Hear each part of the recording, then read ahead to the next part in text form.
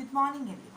ഇന്ന് ഞാൻ നിങ്ങളുടെ മുമ്പിൽ വന്നിരിക്കുന്നത് കൊറോണ പേഷ്യൻസ് വന്നിട്ട് ഹോസ്പിറ്റലിൽ നിന്ന് ഡിസ്ചാർജ് ആവുന്ന സമയത്ത് എന്തൊക്കെ അഡ്വൈസ് ആണ്, അല്ല എന്തൊക്കെ ഫോളോ അപ്സ് കെയർ ആണ് റിക്കവറി ടൈമിൽ നമ്മൾ കൊടുക്കേണ്ടത് എന്നുള്ള കാര്യങ്ങൾ പറയാൻ വേണ്ടിയിട്ടാണ് ഈ വീഡിയോ ഇടുന്നത്. അവർക്ക് എപ്പോഴും നമ്മൾ ഡിസ്ചാർജ് ആവുന്ന സമയത്ത് വിറ്റാമിൻ C1000 പറഞ്ഞിട്ടുള്ള ടാബ്ലറ്റ് കൊടുക്കും, വിറ്റാമിൻ E ടാബ്ലറ്റ് നമ്മൾ കൊടുക്കും. പിന്നെ അവരടുത്ത് നല്ലപോലെ റെസ്റ്റ് ചെയ്യാൻ വേണ്ടി പറയും. അറ്റ്ലീസ്റ്റ് 7 to 8 hours എങ്കിലും റെസ്റ്റ് വേണം എന്നുള്ളത് പറയും.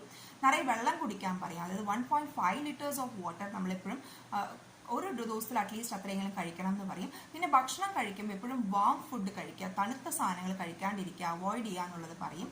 ഒരു ദിവസം അറ്റ്ലീസ്റ്റ് ഒരു എഗ്ഗെങ്കിലും അവർക്ക് കൺസ്യൂം ചെയ്യാവുന്നതാണ്.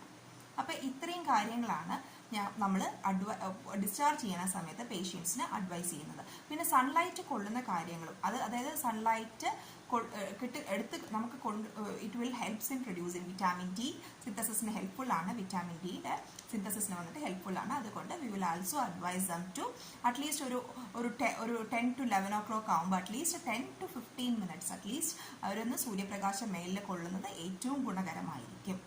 അപ്പോൾ ഈ റിക്കവറി ആയിട്ടുള്ള പേഷ്യൻസിന് എന്തൊക്കെയാണ് അഡ്വൈസ് കൊടുക്കുന്നതെന്ന് മനസ്സിലായെന്ന് വിശ്വസിക്കുന്നു.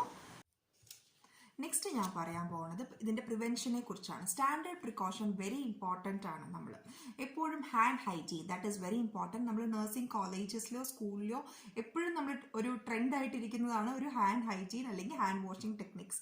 അതെല്ലാവർക്കും അറിയാമെന്ന് വിചാരിക്കണം. ഇതിലെ നേഴ്സസ് കാണുന്ന ഈ വീഡിയോ നേഴ്സസ് കാണുന്നുണ്ടെങ്കിൽ എല്ലാവർക്കും അറിയാം എന്ന് വിശ്വസിക്കുന്നു. ഇപ്പോഴുള്ള എല്ലാവരും അത് പ്രാക്ടീസ് ചെയ്യുന്നുണ്ട്. നമ്മളെമാതിരി തന്നെ hand hygiene and personal protective equipments നമ്മൾ ഉപയോഗിക്കും. പിന്നെ നന്നായിട്ട് waste management is very important, environmental sanitation is very important and linen management. അതായത് പേഷ്യൻസ് വരുന്ന സമയത്ത് ഇത് നേഴ്സസിന് അപ്ലിക്കബിൾ ആയിട്ടുള്ള ചില പോയിന്റ്സ് ആണ്.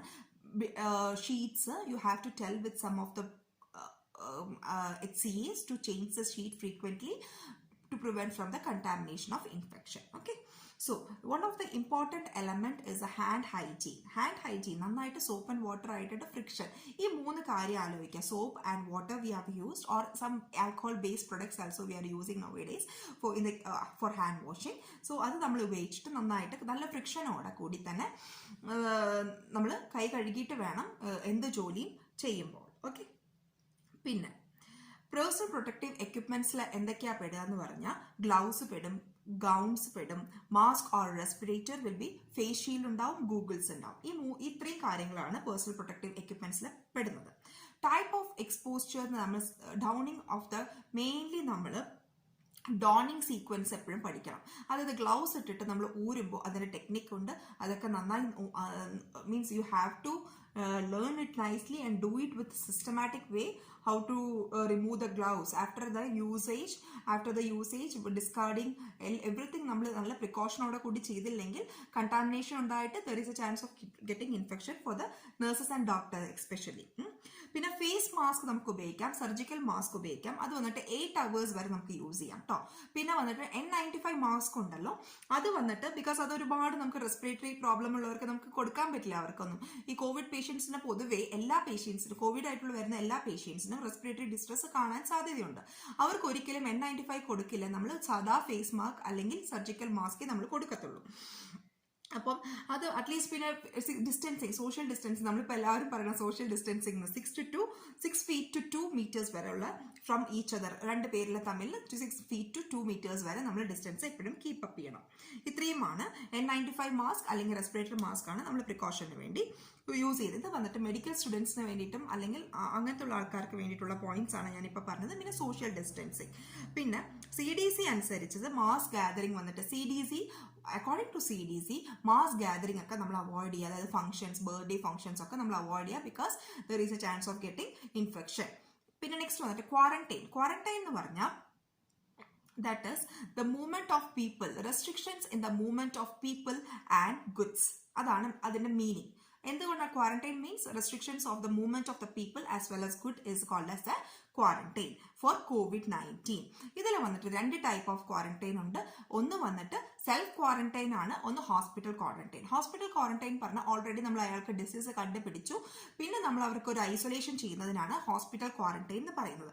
സെൽഫ് ക്വാറന്റൈൻ എന്ന് പറയുമ്പോൾ സെൽഫ് ലിമിറ്റഡ്. നമ്മളിപ്പോൾ എന്തെങ്കിലും ഒരു ട്രാവൽ ചെയ്തു, ഒരു പ്ലെയിനിൽ ട്രാവൽ ചെയ്തു, ആ സമയത്ത് ട്രാവൽ ഹിസ്റ്ററി ഉള്ള പേഷ്യൻസ് ആണെങ്കിൽ പിന്നെ ആ സമയത്ത് ട്രാവൽ ചെയ്ത ആൾക്ക് ഒരു കോവിഡ് ഉണ്ടെന്ന് പിന്നെ കണ്ടുപിടിച്ചു, അപ്പോൾ അങ്ങനെയൊക്കെ ഉണ്ടെങ്കിൽ നമ്മൾ അവർ കോൺടാക്ട് ഉണ്ടായിട്ടുണ്ടോ എന്നുള്ള അറിയില്ല. അതിന് വേണ്ടിയിട്ടാണ് നമ്മൾ സെൽഫ് ക്വാറന്റൈൻ അല്ലെങ്കിൽ സെൽഫ് ലിമിറ്റഡ്, മറ്റുള്ളവർക്ക് പാത്തജനിക് ഓർഗാനിസം പകരാണ്ടിരിക്കാൻ വേണ്ടി ചെയ്യുന്നതാണ് സെൽഫ് ക്വാറന്റൈൻ. അപ്പം നമ്മൾ കാര്യങ്ങളൊക്കെ മനസ്സിലായി എന്ന് വിചാരിക്കുന്നു.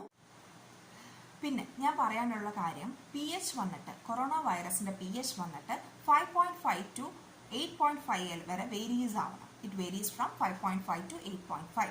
അപ്പോൾ കൂടുതലും നമ്മൾ കൺസ്യൂം ചെയ്യേണ്ടത് ആൽക്കലൈൻ ഫുഡാണ് ഡിഫീറ്റ് ചെയ്യാൻ വേണ്ടിയിട്ട്. ഇതൊരു പ്രിവെൻഷൻ മെത്തേഡാണ്, അല്ലാണ്ട് വന്നു കഴിഞ്ഞിട്ടുള്ള കാര്യമല്ല ഞാൻ പറയുന്നത്. പ്രിവെന്റ് ചെയ്യാൻ വേണ്ടി നമ്മൾ എപ്പോഴും വീട്ടിലിരിക്കുമ്പോൾ കൂടുതലും ആൽക്കലൈൻ ഉള്ള ഫുഡ്സ് ആണ് കൺസ്യൂം ചെയ്യേണ്ടത്. ആൽക്കലൈൻ ഫുഡ്സ് ആണ് നമ്മൾ കൺസ്യൂം ചെയ്യേണ്ടതെന്ന് പറഞ്ഞു. എന്തൊക്കെയാണ് അതിൽ ഇൻക്ലൂഡഡ് എന്ന് പറഞ്ഞാൽ ലൈം ഉണ്ട്, ലെമൺ ഉണ്ട്, ഗാർലിക് ഉണ്ട്, അവക്കാഡോ ഉണ്ട്, ഓറഞ്ച് ഉണ്ട്, മാംഗോ ഉണ്ട്, പൈനാപ്പിൾ ഉണ്ട്, ടെർമറിക് ടീ ഉണ്ട്. ഇത്രയും it's very good for to prevent the coronavirus and to defeat the coronavirus. This is for only for the prevention, for your safety, okay, not for after getting the disease. These are not the precautions. Okay, thank you.